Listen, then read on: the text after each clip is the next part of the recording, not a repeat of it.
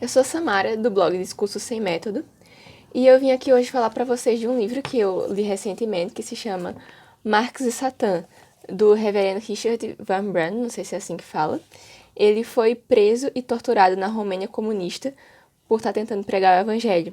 Tem um documentário sobre ele, é fácil de achar no YouTube, que se chama Torturado por Cristo. Nesse livro, ele vai fazer um estudo da influência do satanismo em Karl Marx e no comunismo marxista em geral. Ele começa estudando os escritos do jovem Marx. Ele escrevia poemas, ele era cristão inicialmente, vinha de uma família cristã de judeus que tinham se convertido ao cristianismo, e de repente ele começa a mudar, começa a escrever uns poemas de teor satânico. Pode ter sido só algo poético, mas é bem estranho. Ele também analisa as cartas que Marx escrevia para o pai naquela época, e o pai ele mostra uma preocupação com essa influência demoníaca sobre o filho. Só que as cartas não são muito claras, então não dá para saber realmente o que foi que aconteceu ali. Marx passa a demonstrar uma revolta contra Deus. E ele tinha problemas com o pai dele também. Ele era um filho problemático, que gastava muito dinheiro e tal. Marx ele começa a dizer que perdeu tudo. Só que naquela época a família dele ainda tinha dinheiro, ele ainda tinha muita coisa, então não dá para saber exatamente o que aconteceu. O autor relembra um livro de Goethe, o Fausto, em que o demônio aparece como um espírito que tudo nega. E Marx começa a absorver muito disso. É tanto que os chamados mestres da dúvida na filosofia são Nietzsche, Freud e Marx.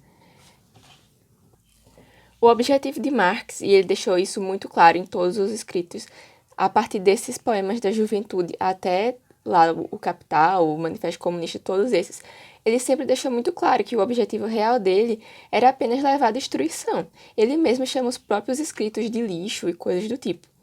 Num dos primeiros poemas dele, que se chama O Lenin, é como se fosse uma mistura do nome Emanuel, ele diz: se há algo que devora, vou saltar nele, embora eu leve o mundo à ruína.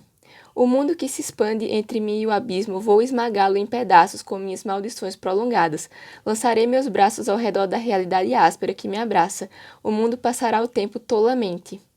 E então afundará no completo nada, acabado, sem existência. Isso seria realmente viver. O comunismo, ele sempre mostrou essa destruição como uma característica dele, mesmo que venha dizendo que é em favor dos pobres, da classe operária, mas a realidade é que quando ele se instala, o que acontece é todo esse caos. E esse era o objetivo de Marx. Muitos falam, mas nunca entenderam Marx, nunca deu certo porque não seguiram Marx, mas muito pelo contrário, seguiram exatamente o que ele queria. Então, Marx não é que ele não acreditava em Deus, como falam que muitos comunistas são ateus, muitos podem realmente ser. Mas, no geral, Marx e os principais líderes do comunismo, como Stalin e outros, acreditavam em Deus, só que queriam destronar Deus. Vários escrevem sobre isso, não é só Marx.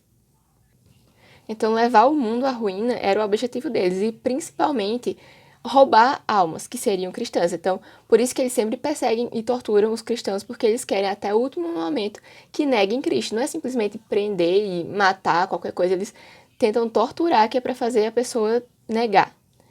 Porque esse é o maior objetivo deles, negar tudo. O autor ele deixa claro que ele não tem provas contundentes de que Marx pertencia a uma seita satânica, mas ele tem bastantes indícios, além desses poemas, que pode-se dizer que é só uma linguagem figurada. Por exemplo, a forma que Marx se vestia, o cabelo dele, a barba dele, não era exatamente como era popular naquela época, mas era exatamente como um grupo satânico que era muito popular na Europa, começando ali naquela região que ele vivia, até a Inglaterra, onde ele veio viver depois, né? E então, isso é um indício e tanto, né? Juntando com os poemas dele, com tudo que ele diz escrever. Tem cartas de amigos dele e até da esposa dele que chamam ele de sumo sacerdote e coisas do tipo. Isso é bem estranho. Ele contava histórias para as filhas sobre encontros com o demônio e coisas desse tipo. É uma linguagem bem, no mínimo, estranha, no mínimo que dá para você desconfiar de que há alguma coisa espiritual muito sinistra por trás. E apesar de não ter nada tão claro, nada que ele mesmo admita, mas existe uma história de que existem livros perdidos de Marx. Não exatamente perdidos, eles estariam na biblioteca de Moscou. Até o autor ligou para a biblioteca e primeiro negaram, mas depois admitiram que realmente existiam esses volumes. Essa história começou com Albert Camus, o escritor argelino, que foi de esquerda, não sei nem dizer se ele simplesmente deixou de ser marxista ou se ele passou a ser conservador, não sei bem a história de Camus, mas eu sei que ele acaba se virando contra essa esquerda marxista. Mas num dos livros dele ele fala sobre isso, sobre esses volumes não publicados de Marx, esses volumes perdidos, mas não exatamente perdidos, volumes não publicados, onde essas ideias do comunismo real estariam mais claras. Tem duas figuras importantes que eram amigos próximos de Marx, além de Engels. Engels também era cristão, ele também passa a ter essa revolta contra Deus, mas por um momento ele até era contra a Revolução, por exemplo, a Revolução Francesa. Ele achava que tinha algo espiritual muito errado com a Revolução Francesa, mas depois ele muda de lado e dizem que Engels se converte no fim da vida, já perto de morrer mesmo. Mas as figuras que eu queria falar são Bakunin e Moses Hess. Bakunin é mais conhecido, especialmente no meio literário, porque ele escreveu muito sobre teoria literária e tal. Mas ele escreve sobre Marx como que Marx tendo uma influência maligna muito forte. Ele não fala exatamente nesse sentido literal de que havia realmente um demônio ali, mas ele usa essa linguagem de que Marx exigia uma espécie de adoração a ele, que as pessoas ao redor dele temiam ele. E outro é esse Moses Hess, que era um judeu também, que escreveu coisas contra os judeus, assim como Marx, mas que também escreveu coisas a favor dos judeus. Ele cria um movimento sionista, só que é um sionismo pervertido, porque ele tenta criar um ódio dos judeus para com o mundo e com isso gerar um ódio do mundo para com os judeus. E a gente sabe qual foi o resultado disso depois. Esse Moses Hess, ele foi quem trouxe Marx para o comunismo, porque mesmo quando Marx começou com essa história desse satanismo, seja poético ou literal, ele ainda era contra o comunismo. Inclusive, tem artigos dele num jornal alemão, onde ele escrevia, que ele fala contra isso, porque o comunismo ele não foi fundado por Marx, tá? Tem várias ideias comunistas antes, que inclusive ele vai chamar de comunismo utópico ou socialismo utópico. Então, esse Moses Hess, ele é uma figura não muito conhecida, mas uma figura que foi extremamente influente nesse grupo ali de Marx e Engels naquela época, de influenciar sobre o comunismo, de influenciar sobre essa caráter revolucionário, de se infiltrar nos meios religiosos, artísticos, etc., de publicar muito sobre essas coisas para tentar convencer as pessoas. Ele foi um ideólogo nesse sentido. E falando em infiltração, o autor fala sobre a teologia liberal, que ele coloca como culpada junto com Marx e Engels. Ele diz: a teologia liberal conseguira essa mudança monstruosa. Então ela divide com Marx e Engels a culpa pelas dezenas de milhões de inocentes mortos até agora pelo comunismo. Que tragédia espiritual. Ele fala essa mudança monstruosa se referindo a Engels, que era cristão, mas começou a ser convencido por um Bruno Bayer, não sei se fala assim exatamente, que era um teólogo liberal, que começa com coisas tipo, Jesus não era realmente filho de Deus, e começa com toda essa infiltração progressista. E mais tarde, lá para o final do livro, ele vai deixar mais claro os objetivos da teologia liberal, especialmente na América Latina, que é um campo muito religioso, onde era difícil você chegar e dizer, Deus não existe, o povo não ia aceitar isso. Mas se você começa com a sutileza, especialmente autoridades, especialmente clérigos, que é onde ele diz que os marxistas mais miraram, né? Inclusive, um marxista conseguiu ser assistente do Papa, tornou-se secretário do Papa Paulo VI. Provavelmente o Papa talvez nem soubesse disso, porque ele não dizia que não era cristão. Ao contrário, ele vinha com toda essa capa cristã, todo um discurso bonito de que está ajudando o pobre, de que está fazendo o que Jesus fazia, mas está sempre mudando o foco da salvação. Por exemplo, o pobre ele é essencialmente bom por ser pobre, por exemplo, algo que a Bíblia não dá respaldo para isso. Então ele tira o foco da salvação, que seria em Cristo, a ressurreição de Cristo, passa a ver isso como algo materialista, como algo poético, feito gente que diz que não houve multiplicação de pães e peixes, ele estava simplesmente falando em solidariedade, coisas do tipo. Ele diz que essas pessoas da teologia da libertação preparam o desarmamento ideológico dos fiéis. O objetivo é anular ou minimizar a hostilidade das religiões para com o comunismo e usar o prestígio clerical para levar as massas de crentes para o campo da revolução. Porque a maioria das pessoas não tem tanto conhecimento, então se um padre ou um pastor está falando isso, pessoas que estudaram, que têm uma autoridade sobre eles, eles respeitam e pensam que eles que não estavam entendendo as coisas. Muita gente acaba fazendo isso.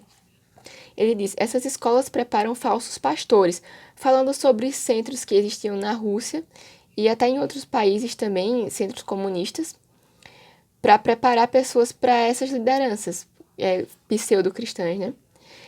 Preparam falsos pastores, padres, imãs e rabinos. Cada um deve compreender inteiramente sua respectiva teologia. Alguns deles se infiltram em igrejas ou missões ao pousar de refugiados.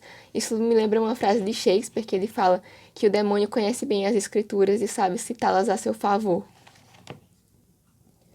O autor fala muito também sobre a perversão da linguagem, que é algo que os satanistas usam muito, né? Nas missas negras, eles fazem as coisas ao contrário, tentam mudar a forma de algumas palavras, coisas desse tipo. E é algo muito comum nos marxistas, tanto em Marx como na esquerda contemporânea. Também tem muito esses jogos de linguagem e coisas do tipo. E ele fala sobre a beleza também, uma coisa que eu achei muito interessante no livro. Ele diz: o diabo é invejoso e fica furioso com a beleza espiritual. Ela o ofende. Já que não pode ser belo, perdeu sua beleza primitiva por causa de seu orgulho, não quer que ninguém mais o seja. Se não fosse pela beleza espiritual dos santos, o demônio não pareceria tão feio. Portanto, ele quer desfigurar toda a beleza. E isso é algo que a gente vê como base da esquerda, né? No caso, não o comunismo clássico, talvez, mas que tentava mais impedir que as coisas acontecessem, mas o comunismo contemporâneo, esse progressismo, ele tenta não impedir as coisas, mas ele tenta perverter as coisas. Então a gente vê aquela amostra que teve no MASP em São Paulo e coisas desse tipo, onde a música é completamente pervertida, a pintura, todas as artes se tornam muito baixas, porque as coisas elevadas, a arte elevada levaria a Deus. E eles querem o contrário, querem rebaixar o espírito humano e fazer as pessoas se distanciarem de Deus. Então esse livro, ele é muito esclarecedor, ele é um alerta muito importante. Seja você acreditando literalmente no diabo ou não, o significado é o mesmo. É um livro muito esclarecedor que eu acho que todo mundo deveria ler. É um livro curtinho, eu li em um dia só. E é algo que a gente tem que ficar muito atento para esclarecer nossos familiares, nossos amigos que acabam se envolvendo com o comunismo achando que é algo bonito. E muitas vezes falta esse conhecimento, falta ter noção do que realmente acontecia em países comunistas, do que realmente esses autores falavam. E só para encerrar, uma coisa interessante que eu achei muito boa é que a filha de Stalin, ela se converteu. Ela foi morar nos Estados Unidos, faleceu em 2011. Então, mesmo com toda essa tentativa satânica de perverter o espírito humano, eles nunca obtêm uma vitória total. E o trabalho de gente como esse autor, como o fundador do Portas Abertas, o irmão André, entre outros, que arriscaram a vida, foram presos, torturados pelo cristianismo, tem dado certo.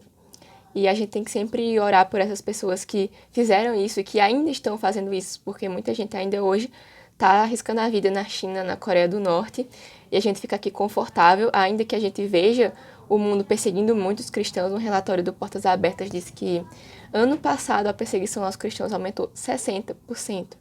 Isso é algo muito perigoso, é algo assustador. E a gente tem que ficar muito atento para essas coisas. Bom, espero que vocês tenham gostado e que procurem ler esse livro. Tem outros livros muito bons que esclarecem bastante sobre o comunismo, também de uma perspectiva espiritual, apesar de não tão ligada na questão do satanismo como esse. Um deles é O Comunista Exposto, de Skousen. Eu pretendo trazer resenhas sobre ele, talvez escrita no meu blog, já que é um livro maior, então provavelmente eu vou ter mais o que falar, mais o que escrever. Mas eu recomendo muito esses livros, eu recomendo muito que vocês procurem ler e entender melhor essas questões. Desculpa aí pela minha enrolada, porque esse é o primeiro vídeo que eu tô gravando, eu não sou muito boa de falar. Mas espero que tenham gostado. Comentem aqui alguma dúvida, qualquer coisa que eu possa esclarecer melhor depois. E até mais.